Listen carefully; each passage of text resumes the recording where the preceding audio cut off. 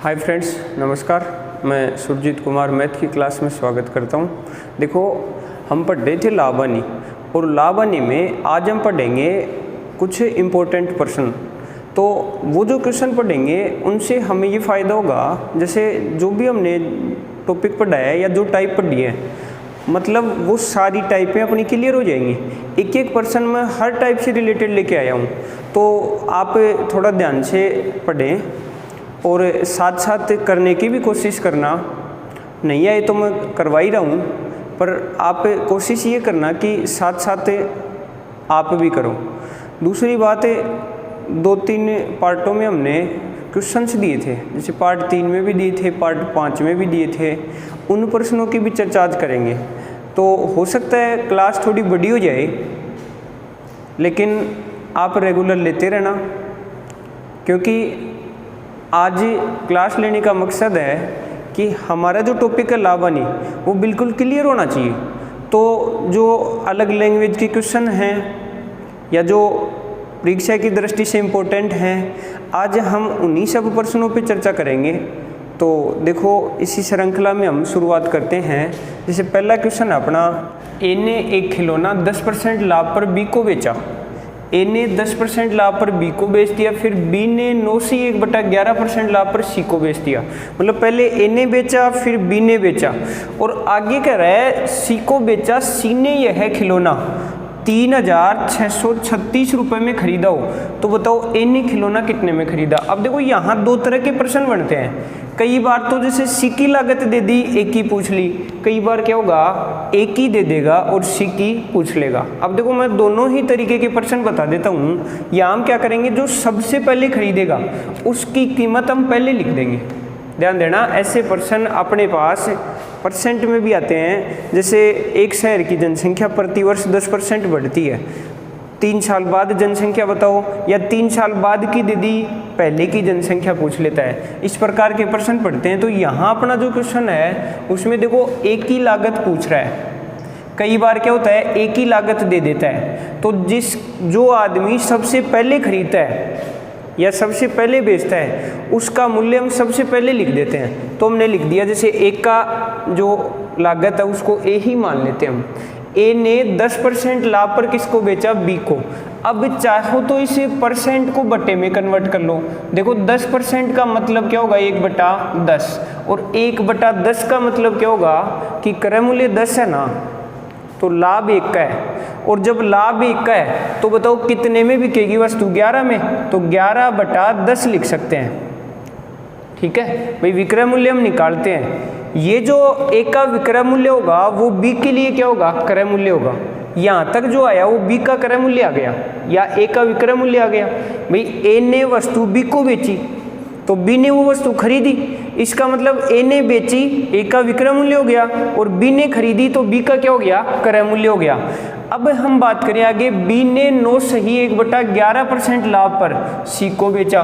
देखो, 9 सही 1/11% का मतलब क्या होगा, 1/11, और 1/11 का मतलब है 11 पर 1 का लाभ है। तो बताओ कितने हो गए, 12 रुपये। तो 12 नीचे क्या आता है, क्रय मूल्य, नीचे क्या जाएगा, 11। देखो, यहाँ भी हमने ऐसा ही किया है कि ऊपर हमने क्या लिखा, 10 पे 1 का लाभ है, तो क्या लिखा, 11 बटा नीचे क्या है, क्रय मूल्य ही 10 आ गया। हो गया यहाँ तक।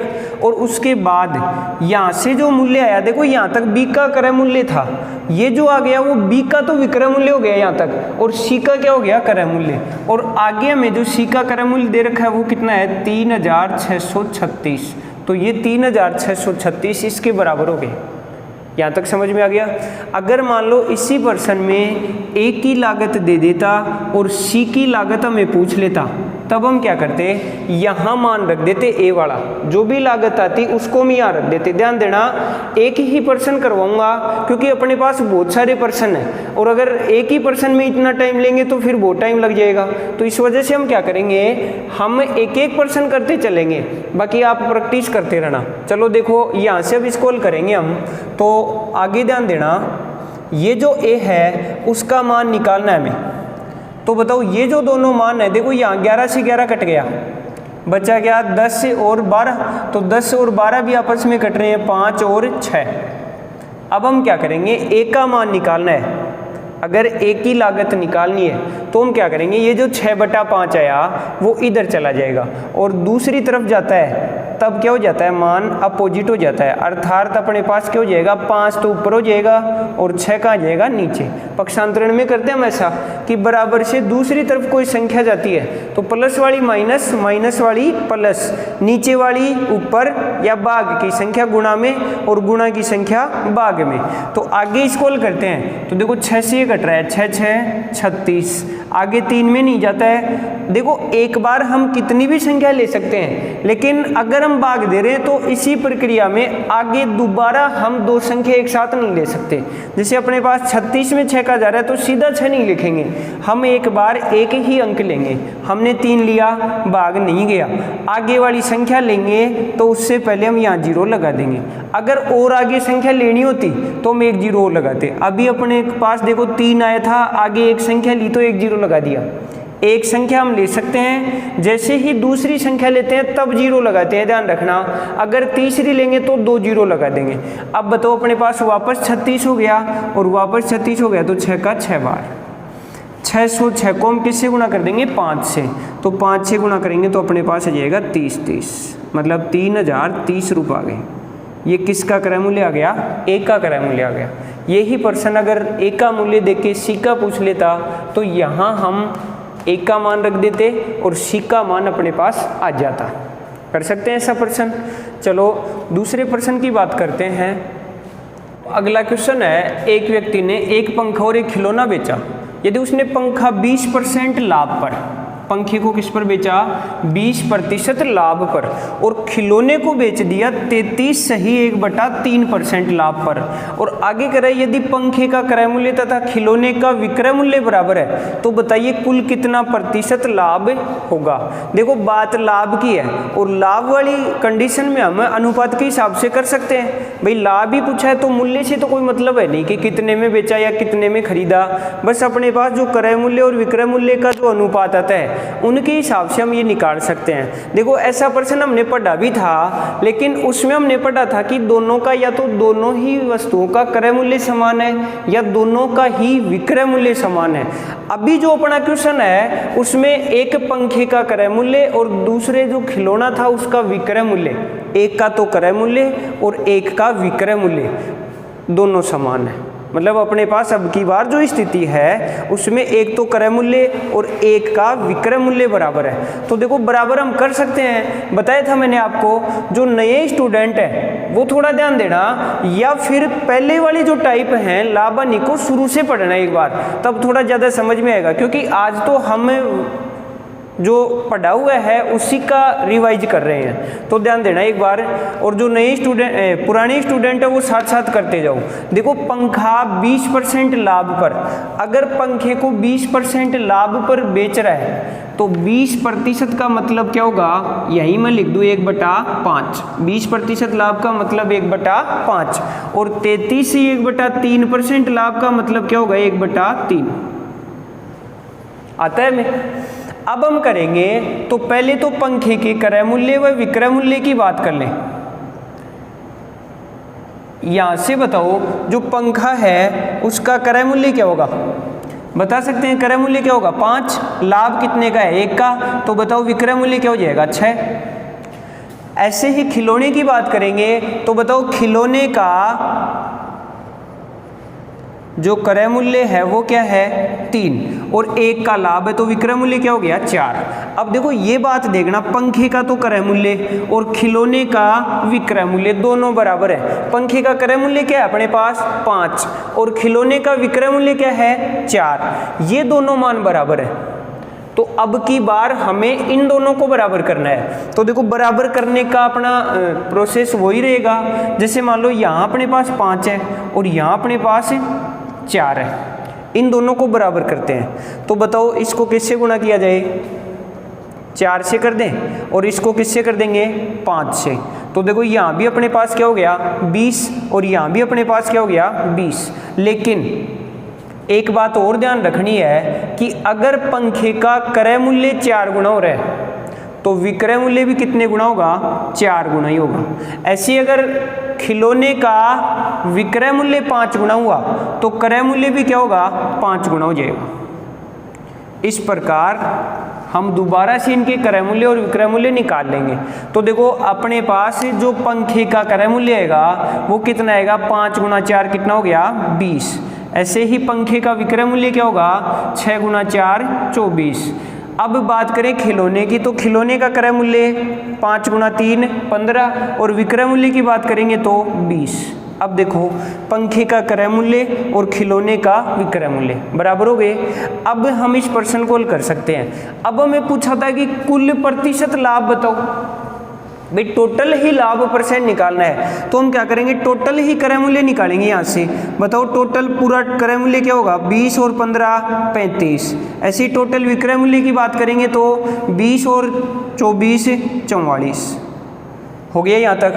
अब देखिए लाभ हुआ या नहीं, भाई 35 क्रय मूल्य आ गया और 44 विक्रय मूल्य आ गया। तो देखो कितने का लाभ हो गया हमें, 9 रुपए का। और ये जो 9 का लाभ है ये कितने पर हो रहा है, 35 पर। तो लाभ बटा क्रय मूल्य और गुणा 100, यहाँ से अपना हल हो जाएगा।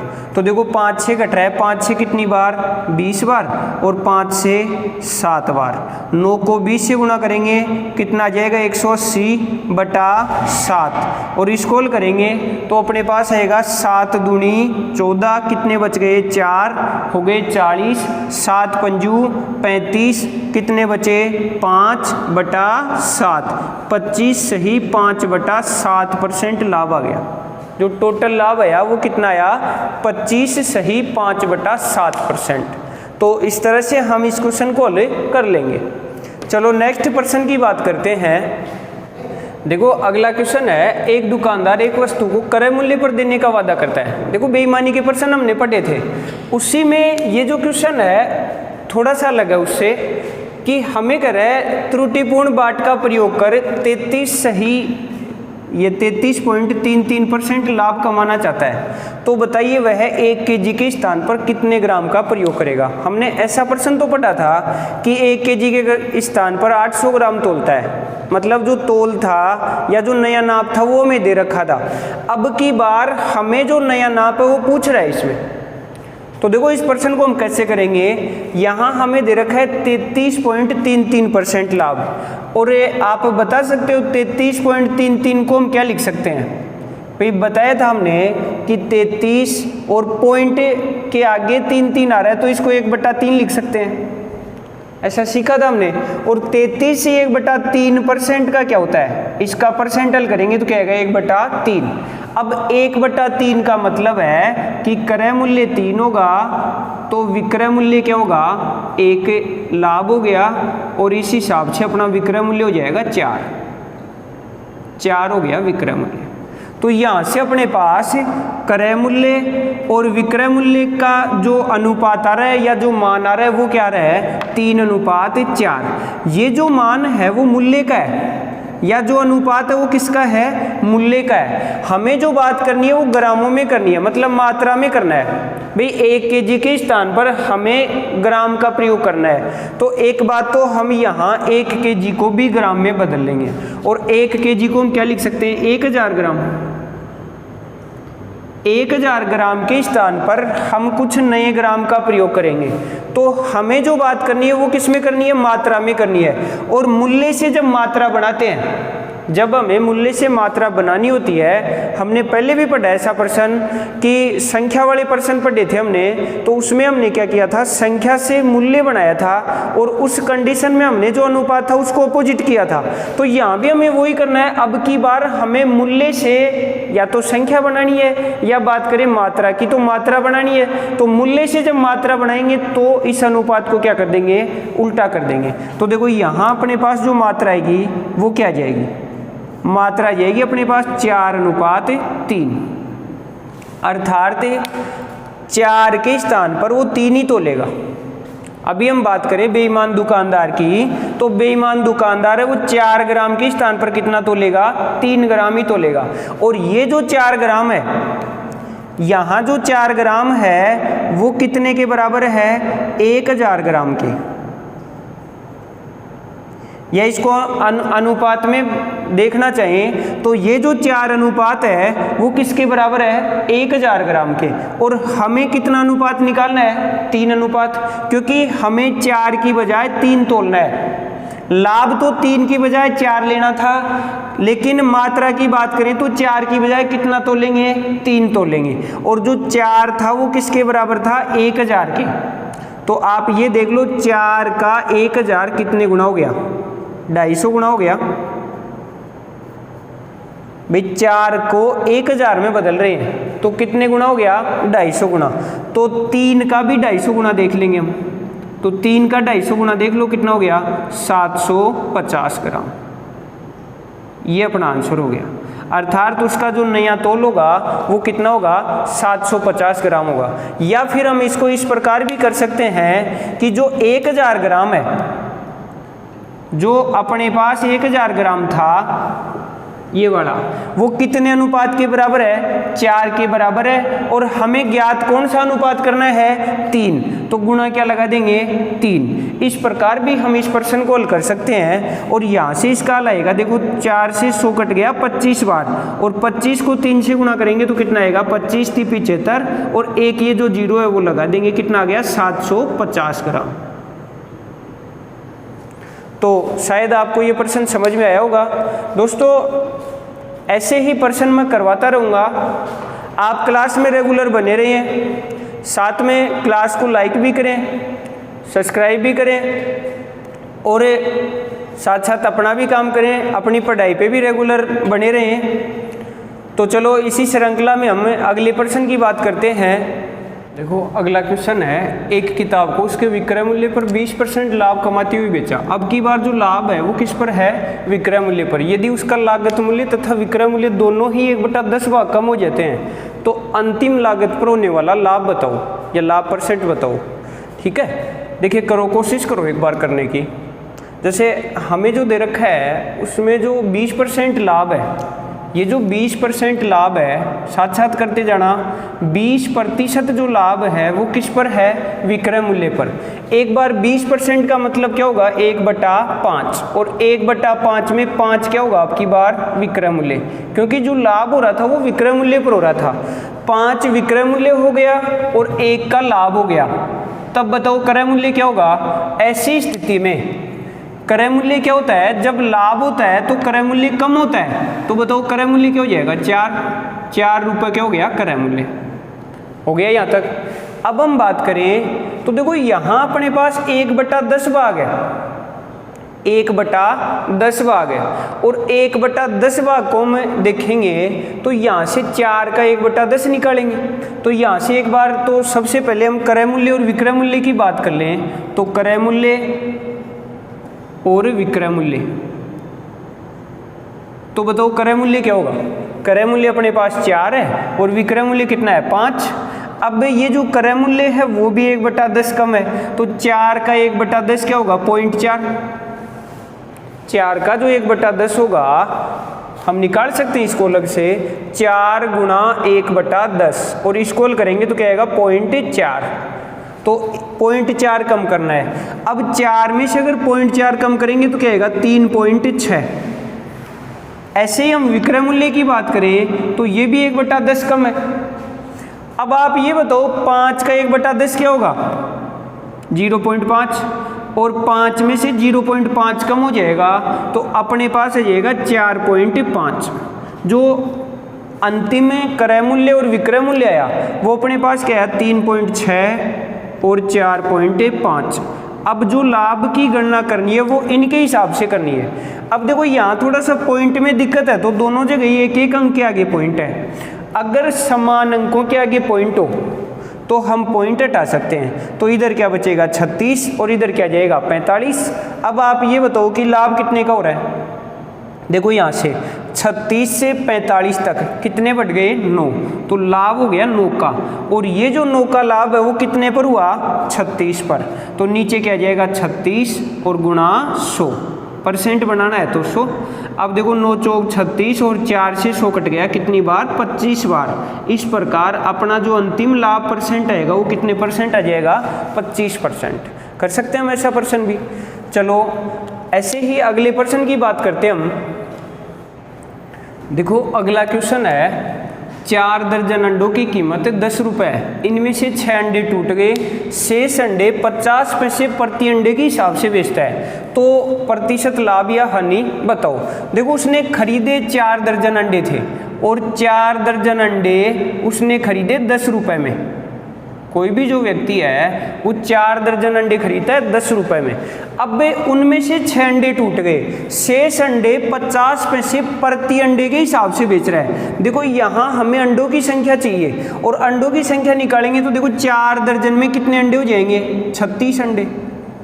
भाई 1 दर्जन में 12 होते हैं तो 4 में कितने हो गए? 36। अब 36 में से 6 अंडे टूट गए तो बताओ अपने पास कितने अंडे बचे? 30 अंडे बचे।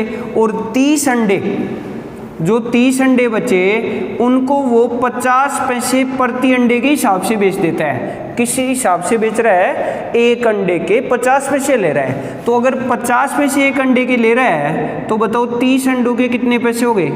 1500 पैसे। और 1500 पैसे को अगर रुपए में कन्वर्ट करेंगे तो बताओ कितने रुपए हो गए? 15 रुपये। ये जो 15 रुपये आया ये उसका क्या आ गया? विक्रय मूल्य आ गया। मतलब उसने जो अंडे खरीदे थे उनमें से टूटने के बाद भी उसने कितने रुपए कमा लिए? 15 रुपये। और खरीदे कितने में थे? 10 रुपये में। अब तो कर सकते हैं हम इसको। बताओ लाभ कितने का हो रहा है? 5 का। कितने पर? 10 पर और गुणा 100। इस प्रकार अपना आंसर हो जाएगा 50% लाभ। अब देखो हम रिवाइज कर रहे हैं तो थोड़ा फास्ट करेंगे, तो आप भी है ना साथ साथ करते जाओ, ठीक है। चलो अगले प्रश्न की बात करते हैं। देखो अगला क्वेश्चन है, 3 रुपये में 5 की दर से टॉफी बेची जाए तो 20% हानि होती है। आगे कह रहा है 20% लाभ कमाने के लिए टॉफी किस दर से बेची जाएंगी। अब की बार जो परसेंट है वो देखो सीधा सीधा है, तो बताओ बट्टे के हिसाब से करेंगे या 100 के हिसाब से। तो हमने बात की थी सीधा परसेंट हो तो 100 के हिसाब से कर सकते हैं। माना क्रय मूल्य क्या है? 100। 20% हानि का मतलब 80 और 20% लाभ का मतलब 120। आता होगा ऐसा करना। अब हम यहाँ से बात करें तो 2 विक्रय मूल्य आ गए 80 और 120, इनके अनुपात बना देंगे। 20 चौक 80 और 20 छिके 120, 4:6। ये भी कट रहा है, 2 अनुपात क्या हो जाएगा? 3। जो अपने पास विक्रय मूल्य का अनुपात आया वो क्या आ गया? 2:3। और जो पहली जो कंडीशन थी बेचने की वो क्या थी? 3 रुपये में 5 की दर से बेच रहा है। 3 रुपये में 5 की दर को हम क्या लिख सकते हैं? 3/5। देखो हमने बात की थी मूल्य ऊपर आएगा और संख्या नीचे आएगी। और आगे की कंडीशन हमें पूछ रहा है कि किस दर से बेची जाए, तो इसको क्या मान लेंगे? x और वजन गुणा कर देंगे। अब बताओ अपने पास 3/5 किससे गुणा होगा? 3 से। तो 3 से 3/5 गुणा होगा तो 3 गुणा 3/5 हो जाएगा। और बताओ जो मान x का है, x का मान निकालना है तो x के साथ गुणा कौन हो रहा है? 2। तो ये जो 2 है वो गुणा में लगाएंगे या भाग में जाएगा? तो ये 2 नीचे चला जाएगा, तो 2 को मैं यहाँ लिख दूँ। अब देखो यहाँ अपने पास आ गया 3 × 9/2 पंजू 10, 9/10। 9/10 का मतलब हुआ 9 रुपये में 10 की दर से टॉफ़ी बेची जाएंगी। 9 रुपये में 10 की दर से टॉफ़ियाँ बेची जाएंगी। देखो अगला क्वेश्चन है, एक व्यक्ति कुछ सामान 60,000 रुपये में खरीदता है। इसमें से यहाँ आएगा इसमें से आधे को 10% लाभ पर बेच दिया। शेष सामान किस दर पर बेचे कि उसे 15,000 रुपये का टोटल लाभ हो। अब एक बार तो देखो यहाँ कुल लाभ है वो 15,000 है और जो कुल सामान की लागत है वो कितनी है? 60,000। एक बार हम देखो यहाँ से अपने पास हमने पढ़ा था जैसे 2 अलग अलग भागों में वस्तु को बेचे और फिर उसका टोटल परसेंट निकालना, इस टाइप के प्रश्न पढ़े थे। तो उसमें हम क्या करते हैं, जो मात्रा है उसका अनुपात बनाते हैं और जो लाभ हानि का परसेंट है वो नीचे रखते हैं। तो एक बार जो टोटल लाभ है उसको परसेंट में बदलते हैं। तो जो 15,000 का लाभ है वो कितने पर है? 60,000 पे। तो नीचे क्या आएगा? 60,000 और गुणा में क्या लगा देंगे 100। इस प्रकार यहाँ से अपने पास आ जाएगा 15 चौक 60, 4 से 100 25 बार, 25% लाभ हो गया। टोटल जो लाभ होगा वो कितने परसेंट होगा 25%। अब हम ये जो क्वेश्चन है उसको दो अलग अलग भागों में बांटते हैं। आधा सामान, देखो आधा क्या होगा 1/2 और 1/2 का मतलब टोटल सामान 2 है तो 2 में से 1, तो पहला जो भाग है वो 1 है तो शेष भाग भी क्या होगा 1 और टोटल सामान कितना हो गया 2, क्योंकि टोटल 2 था तो शेष कितना आएगा 1। अब जो पहली कंडीशन थी उसको 10% लाभ पर बेच रहा है, पहला जो सामान था उसको 10% लाभ पर बेच रहा है तो 10% लाभ का मतलब प्लस 10% कर दे और आगे उसे टोटल जो हो रहा है वो कितना हो रहा है 25% लाभ हो रहा है तो प्लस 25%। ये जो मान है वो हमें ज्ञात करना है, तो ये जो मान जो ज्ञात करना होता है ऐसे प्रश्नों में उसको हम x मान लेते हैं। हो गया यहाँ तक, x% मान लेते हैं। चलो यहाँ से बताना 1 को किससे गुणा करेंगे 10 से, तो 10 से कम 10, इधर क्या होगा 1 गुणा x क्या हो गया x, और आगे बताओ 2 गुणा 25 कितना हो गया 50। हो गया यहाँ तक। ये जो दो हिस्से थे इन दोनों हिस्सों का जो जोड़ होगा 10 और x का, इन दोनों का जोड़ किसके बराबर होना है टोटल के। देखो साथ साथ करते जाओ आप, क्योंकि शायद लगता है आपको आ रहा होगा ये प्रश्न। अब हम आगे बात करें, जो 10 प्लस x है वो किसके बराबर है 50 के, तो यहाँ से x का मान निकालेंगे तो ये 10 50 में से कम हो जाएगा और 50 में से 10 कम होगा तो क्या हो गया 40, ये 40 भी किस में आएगा प्लस में। इसका मतलब वो शेष सामान को 40% लाभ पर बेचेगा। अगर यहाँ 40 माइनस का होता तो अपने पास क्या था शेष सामान 40% हानि पर बेच देता। अब हम उन प्रश्नों की बात करेंगे जो मैंने आपको टॉपिक जैसे जो क्वेश्चन क्लास करवाई थी उसमें लास्ट में प्रश्न दिए थे मैंने।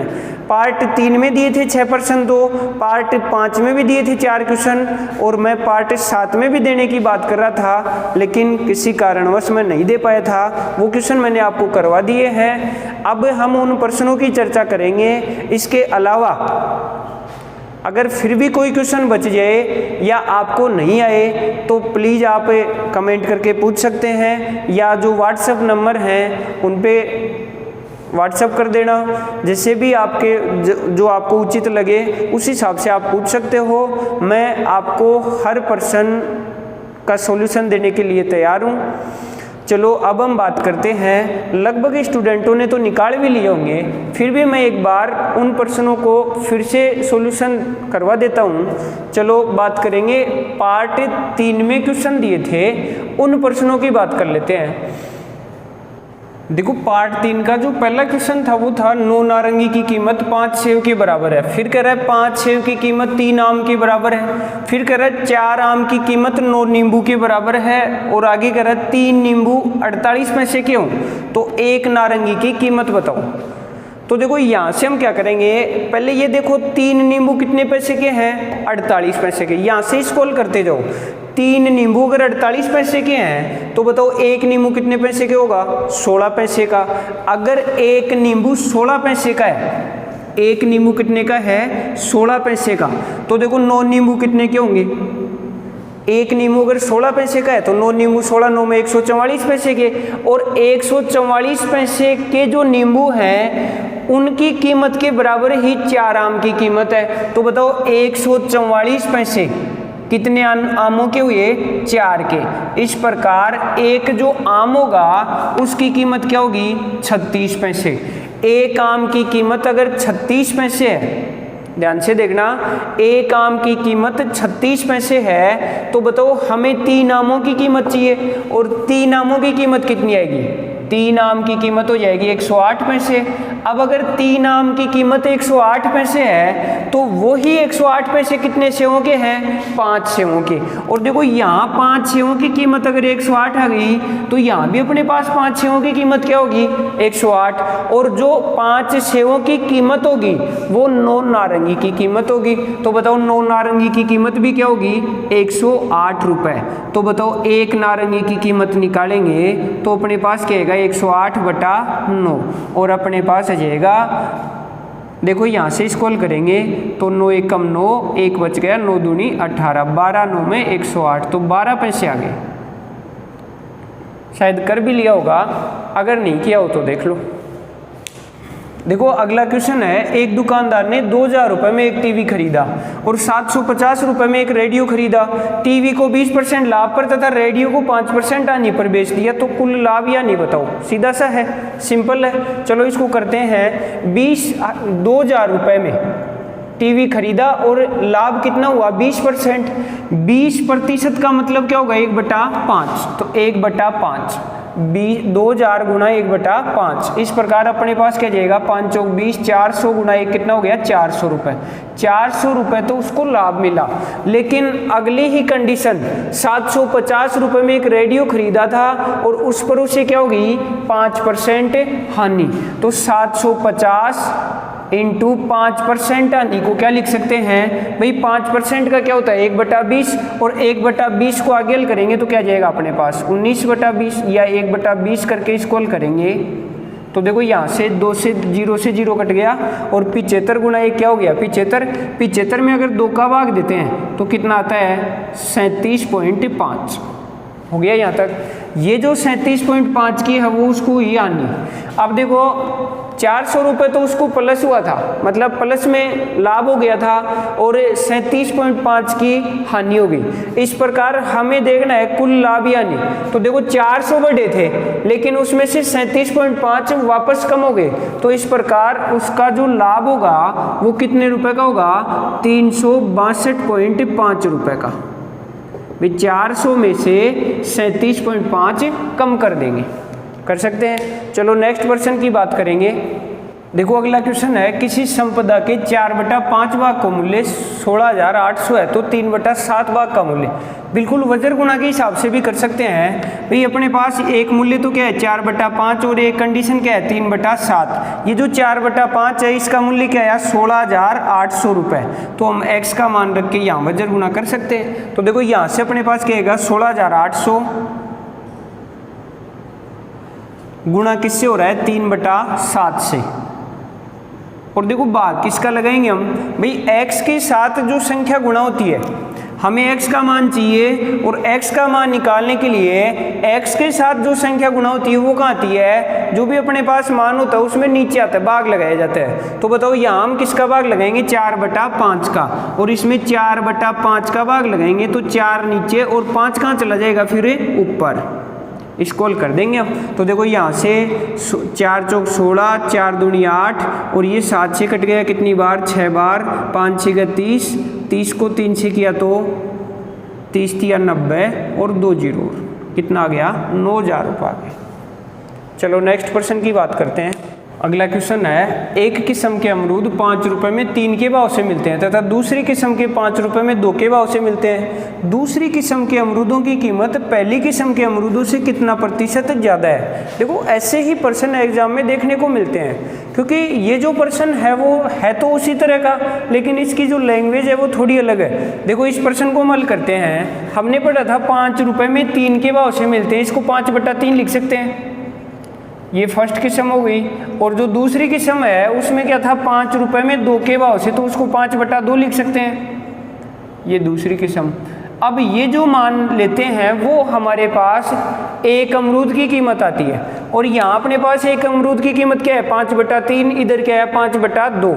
या तो हमें बट्टे की कंडीशन को हटा दें या फिर वज्र गुणा कर दें।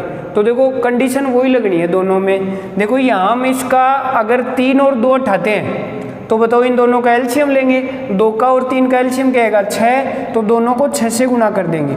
अब बताओ अगर दोनों को 6 से गुणा करेंगे तो 3 दूनी 6, 2 पंजू 10, वही सीधा हो रहा था 2 गुणा 5 10।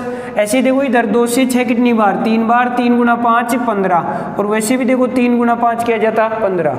अब देखो यहाँ पूछा है दूसरी किस्म के अमरूदों की कीमत पहली किस्म के अमरूदों से कितना प्रतिशत ज़्यादा है। आप ये बताओ जो पहली किस्म का अमरूद है उसकी कीमत क्या है 10, और दूसरी किस्म के अमरूद की कीमत है 15। बताओ कितनी ज़्यादा है 5, कितनी ज़्यादा है 5, और किससे ज़्यादा है 10 से। तो नीचे क्या आएगा 10, और परसेंट बनाना है तो गुणा 100। इस प्रकार अपना हल हो जाएगा 50%। इसका आंसर होगा 50% ज़्यादा है। देखो नेक्स्ट क्वेश्चन है, गेहूं की पैदावार चावल से 2 से 1/4 गुनी है और चावल का मूल्य गेहूं का 1 से 1/4 गुना है। यदि एक किसान चावल के बदले गेहूं पैदा करे तो उसकी आय पहले की तुलना में कितनी हो जाएगी। देखो हमें हर टाइप का प्रश्न आना चाहिए, पता नहीं एग्जाम में कौन सी टाइप का या किस लेवल का प्रश्न पूछ ले। तो अगर तैयारी कर रहे हैं तो बिल्कुल पूरी ही तैयारी करनी चाहिए, और उसके लिए हमें हर टाइप का प्रश्न, किसी भी लेवल का प्रश्न है उसको बिल्कुल बढ़िया तरीके से समझना चाहिए। और देखो हमारा जो प्रश्न है वो थोड़ा सा अलग है। अब देखो हम इसको अगर समझ के करते हैं तो कर सकते हैं। जैसे हमें दिया है गेहूं की पैदावार चावल से 2 से 1/4 गुनी है। चलो आप ये बताओ, अगर 2 से 1/4 गुना है तो 2 से 1/4 का मतलब 4 दूनी 8 और 1 9/4 हो गया। अब ये 9/4 किसका किससे है, चावल से गेहूं का है। तो आप ये बताओ, चावल की अगर पैदा 4 होगी तो गेहूं की पैदा क्या होगी, 9 जाएगी। ये गेहूं की पैदा होगी। अब हम यहाँ इनको रख देते हैं, एक तरफ गेहूं और एक तरफ चावल, हो गया। अब बताओ गेहूं की पैदावार कितनी है, 9, और चावल की पैदावार 4। हम ये मान लें कि अगर किसी खेत में चावल की 4 बोरी होती है तो उसी खेत में गेहूं की कितनी बोरी होती है, 9 बोरी। अब आगे बात हो रही है इनके मूल्य की। देखो मूल्य की बात है कि चावल का मूल्य गेहूं के मूल्य का 1 से 1/4 गुना है। 1 से 1/4 का मतलब 4 एकम 4 और 1 5/4 गुना हो गया। और जो 5/4 है वो अब की बार किसका किससे है, चावल का गेहूं से है। मतलब गेहूं का मूल्य अगर 4 होगा तो चावल का मूल्य क्या होगा, 5। ये बात हो गई मूल्य की, हो गया यहाँ तक। अब आप ये बताओ, यहाँ कितनी बोरी हो रही है, 9 बोरी, और चावल की 4 बोरी। अब मूल्य की बात करें, अगर हम 1 बोरी का मूल्य 4 रुपये लगाएं, गेहूं की 1 बोरी का मूल्य अगर 4 रुपये लगाएं तो चावल की 1 बोरी का मूल्य क्या हो जाएगा, 5 रुपये। सीधी सी बात है। तो हम यहाँ रख देते हैं गेहूं का मूल्य 4 और चावल का मूल्य 5। यहाँ तक समझ में आ गया होगा। भाई हमने क्या किया, इस प्रश्न को देख के इसके अकॉर्डिंग चल रहे हैं, बाकी हमने कुछ अलग तो किया नहीं। अब हम यहाँ से स्क्रॉल करेंगे तो देखो चावल से, यहाँ देखो यहाँ से कह रहा था कि एक किसान चावल के बदले गेहूं की पैदावार करेगा तो उसकी आय पहले की तुलना में कितनी हो जाएगी। बात आय की हो रही है। यहाँ बताओ चावल की अगर 4 बोरी है और 1 बोरी 5 रुपए की मानते हम, तो 4 पंजू 20 रुपये हो गए। जो टोटल चावल की आय हुई, चावल बोने से जो आय हुई वो कितने रुपए हुई, 20 रुपये। और अगर गेहूं बोता है तो देखो 9, अगर यहाँ गेहूं की 9 बोरियां हैं और 1 बोरी का मूल्य 4 है तो बताओ टोटल कितने रुपए पैदा हो गए, यहाँ 36, सॉरी कितने रुपए हो गए, 36। अब यहाँ से हम बात करेंगे, देखो यहाँ उसने चावल के बदले गेहूं बो दिया तो उसकी आय पहले की तुलना में कितनी हो जाएगी। बात परसेंट में नहीं है, हमें जो देना है आय पहले की तुलना में कितनी हो जाएगी। तो जो कंडीशन है वो हमारे पास जो गुणात्मक रिलेशन है उसी के अकॉर्डिंग निकालना है। तो बताओ गेहूं कितना हुआ, 36, किसकी तुलना में, 20 की तुलना में। भाई जो आय हुई ना उसकी वो 20 थी पहले, तो अब कितनी हो रही है, 36। तो 36/20 स्क्रॉल कर दो, 4 से कट रहा है 9 बटा नीचे क्या आएगा 5, और स्क्रॉल करेंगे तो 5 एकम 5 कितने बच गए, 4/5। एक सही 4/5 गुनी हो जाएगी। ये अपना आंसर हो गया। देखो अगला क्वेश्चन है, एक किसान ने 4 गाय और 5 भैंस 60,000 रुपये में खरीदी। यदि उसने प्रत्येक गाय को 4% लाभ पर, देखो 4 गाय खरीदी उसने और प्रत्येक गाय को 4% लाभ पर बेच दिया। 4% लाभ का मतलब विक्रय मूल्य 104 हो जाएगा। मिश्रण के हिसाब से किया था हमने ऐसा प्रश्न। आगे कह रहा प्रत्येक भैंस को 12% लाभ पर। भैंस उसने खरीदी 5 और 5 भैंस प्रत्येक को 12% लाभ पर बेचा तो विक्रय मूल्य क्या आएगा 112। आगे कह रहा है उसे कुल 720 रुपये का लाभ हुआ। एक बात बताओ, यहाँ दोनों जगह परसेंट है, आगे जो लाभ है वो 720 का है और ये 720 का लाभ कितने पर हो रहा है, टोटल 8000 पर। तो हम यहाँ क्या करेंगे, ये जो 720 है उसको 8000 का परसेंट बना देंगे, तो 720 बटा 8000 गुणा 100। इस प्रकार अपना आंसर आ जाएगा 8,972, 9% आ गया। अर्थात तो उसे टोटल 9% का लाभ होता है। 9% लाभ को हम क्या लिख सकते हैं, 109। हो गया यहाँ तक। अब हम इसको हल करेंगे तो देखो यहाँ से इन दोनों का अंतर होगा इधर और इन दोनों मानों का अंतर क्या होगा, इधर हो जाएगा। तो बताओ इधर क्या आएगा 5। 112 और 109 का अंतर 3, 104 और 109 का अंतर 5। ये जो 3 आया वो कितनी गायों की कीमत का अनुपात आया, 4 गाय की कीमत का अनुपात। और ये जो 5 आया वो आया 5 भैंस की कीमत का अनुपात। अर्थात 3:5 हुआ। ये 3:5 टोटल कितना हो गया 8, और ये 8 किसके बराबर है, 8000 के। तो एक बराबर क्या होगा 1000। अब हमें अगर गाय की कीमत निकालनी है तो बताओ 3 बराबर क्या होगा 3000। लेकिन ये 3000 कितनी गायों की कीमत आई, 4 की। हमें निकालनी है एक गाय की कीमत। अगर एक गाय की कीमत निकालेंगे तो क्या करेंगे 3000 बटा 4। इस प्रकार अपने पास आ जाएगा 750 रुपये। ये आ गई अपने पास एक गाय की कीमत। चलो अगला क्वेश्चन करते हैं। देखो अब थोड़ा फास्ट करेंगे क्योंकि हमने हर टाइप पढ़ रखी है, सिर्फ हमें क्वेश्चन को हल करना है और उसका आंसर देखना है। चलो अगला क्वेश्चन करते हैं।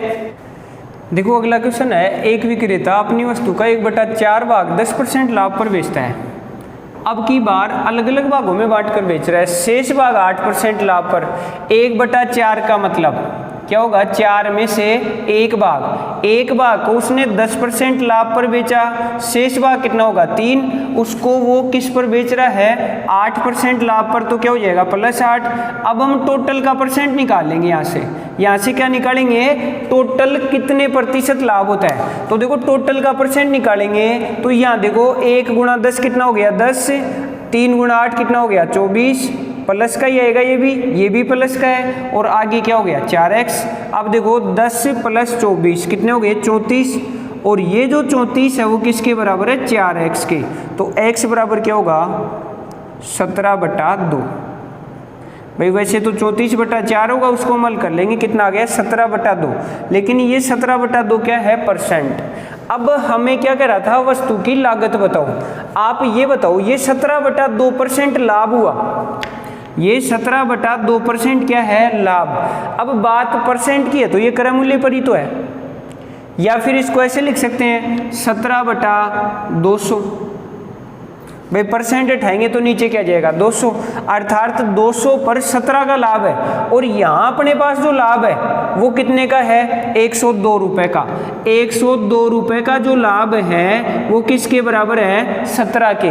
और हमें ज्ञात क्या करना था लागत, और अपने पास लागत क्या आई 200, तो गुणा किससे कर देंगे 200 से। इस प्रकार हो जाएगा 17 × 6 = 102, 6 दूनी 1200 रुपये आ गए अपने पास वस्तु की लागत। चलो नेक्स्ट क्वेश्चन करते हैं। देखो अगला क्वेश्चन है, एक आदमी ने 900 रुपये में 2 कुर्सियाँ खरीदी। देखो समझना, अलग अलग मूल्य नहीं है यहाँ, अलग अलग प्रत्येक नहीं बेच रहा है, यहाँ 200 में टोटल ही दोनों बेच दी। आगे कह रहा है पहली कुर्सी को क्रय मूल्य की 4/5 पर बेचा, दूसरी कुर्सी को क्रय मूल्य की 5/4 पर बेचा, कुल मिलाकर 90 रुपये का लाभ हुआ। आप ये देखो यहाँ से हम इसको कैसे हल कर सकते हैं। पहले तो 4/5, 4/5 का मतलब क्या होगा, इसको परसेंट में बदल देते हैं। तो 4/5 का मतलब क्या हो गया 80%। जो पहली कुर्सी थी उसको 80% पर बेच दिया। ऐसे जो दूसरी कुर्सी है उसको 5/4 पर बेचा जा रहा है। तो 5/4 को करेंगे तो अपने पास आ जाएगा, देखो 25 × 5 125%। दूसरी कुर्सी की जो विक्रय मूल्य है वो ये आ जाएगा 125%। अब हमें यहाँ दोनों ही कुर्सियों के क्रय मूल्य को 100 मान लेते हैं। तो बताओ पहली कुर्सी कितने में बिकेगी 80 में, और दूसरी कुर्सी कितने में बिकेगी 125 में। हो गया यहाँ तक। या इसको 20% हानि पर बेचा तो 80 हो गया, इसको 25% लाभ पर बेचा तो क्या हो गया 125 हो गया। अब कह रहा है दोनों पर कुल मिलाकर कितने रुपए का लाभ हुआ 90 रुपए का। इस 90 को परसेंट में कन्वर्ट कर देंगे तो बताओ टोटल कितना रुपए थे 900, 90 बटा 900 गुणा 100, इस तरह से अपने पास आ जाएगा 10% लाभ। 10% लाभ है तो उसको क्या लिख देंगे 110, और ये 110 दोनों पर हो रहा है बीच में रख देंगे। अब यहाँ से अपने पास क्या होगा, हम देखो उसी तरह से कर लेंगे, इसका अंतर इधर और इन दोनों का अंतर इधर, तो बताओ 125 और 110 का अंतर कितना आएगा 15। ऐसे ही बताओ 80 और 110 का अंतर कितना आएगा 30। तो यहाँ अपने पास अनुपात क्या गया 1:2। जो दोनों कुर्सियाँ थी उनके क्रय मूल्य का अनुपात क्या आया 1:2। अब 1 और 2 टोटल कितना हो गया 3, वो 3 किसके बराबर है 900 के, तो 1 बराबर क्या होगा 300। तो बताओ हमें सस्ती कुर्सी का मूल्य चाहिए था, मैंने यहाँ नहीं लिखा, तो बताओ सस्ती कुर्सी का मूल्य क्या होगा, ये था सस्ती कुर्सी का मूल्य क्या होगा। तो यहाँ से अगर इसका सस्ती कुर्सी का मूल्य निकालेंगे तो बताओ उसका अनुपात क्या आया 1, तो 1 अनुपात बराबर अपने पास क्या आ गया 300 रुपये। चलो अगला क्वेश्चन करते हैं। चलो देखो अगला क्वेश्चन अपना 9 नंबर का, देखना एक विक्रेता अपनी वस्तु का मूल्य 35% बढ़ाकर अंकित करता है। यदि 1/3 भाग 40% छूट पर तथा शेष को 10% छूट पर बेच देता है तो उसे कुल 48 रुपये का लाभ हुआ, तो बताइए वस्तु की लागत क्या होगी। देखो इस प्रश्न को कैसे करेंगे, यहाँ से हम सबसे पहले बात करते हैं अंकित मूल्य की। आप ये बताओ क्रय मूल्य 100 है अपने पास, तो 35% बढ़ा दिया, क्रय मूल्य 100 है, 100 का 35% बढ़ने का मतलब विक्रय मूल्य क्या हो गया 135, अंकित मूल्य क्या हो गया 135।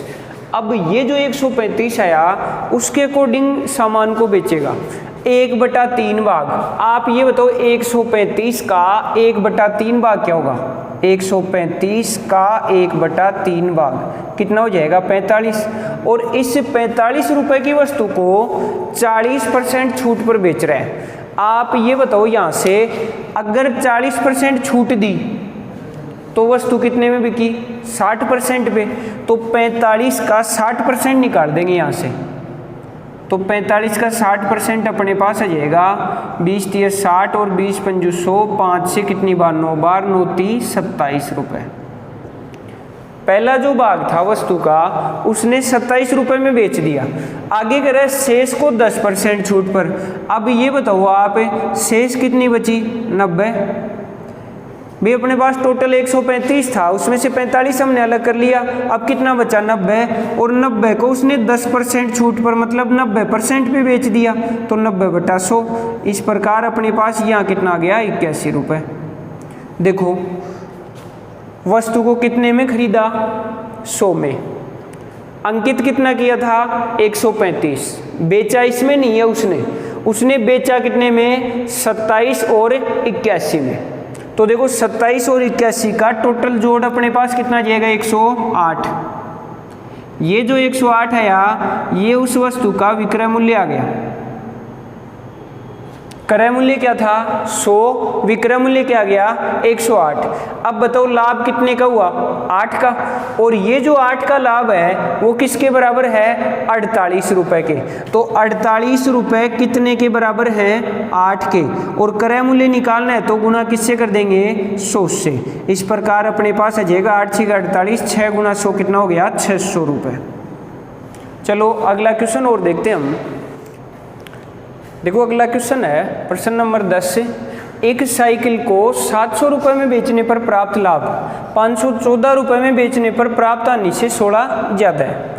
जितना लाभ उतनी हानि के प्रश्न हमने पढ़े थे, उसी से रिलेटेड ये प्रश्न है, बस थोड़ा सा यहाँ चेंज है कि लाभ और हानि का उसमें अनुपात दे रखा था, यहाँ हमें लाभ और हानि का अंतर दे दिया कि 16 ज़्यादा है हानि से लाभ 16 ज़्यादा है। चलो देखो एक बार हम करते हैं कि एक तो अपने पास विक्रय मूल्य था 700, एक विक्रय मूल्य क्या है 514।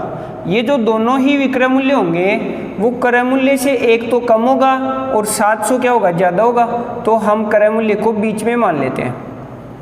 हो गया यहाँ तक। अब आप ये बताओ, इधर तो क्या होगा हानि और इस तरफ क्या होगा लाभ। ऐसी कंडीशन में जहाँ लाभ और हानि का अंतर दे रखा हो उसमें मैं x मान के कर लेते हैं। हानि को हमने x माना तो लाभ क्या होगा x से 16 ज़्यादा, x प्लस 16। अब देखो इसको कैसे करते हैं, 514 और 700 का अंतर करते हैं तो अपने पास बताओ यहाँ से कितना आएगा 186, और ये जो 186 है वो किसके बराबर है x और x प्लस 16 के। तो बताओ कितने x हो गए, 2x प्लस 16 हो गए अपने पास।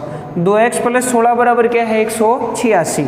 तो बताओ x का मान निकालेंगे तो अपने पास क्या आएगा, पहले तो ये 16 इधर जाएगा तो 170 हो जाएगा। भाई 186 था, 16 इधर जाएगा तो कम हो जाएगा 170, और 170 में किसका भाग देना है 2 का। तो अपने पास आ जाएगा यहाँ से 85। x का मान क्या आया 85। अब हमें ज्ञात क्या करना था, क्रय मूल्य।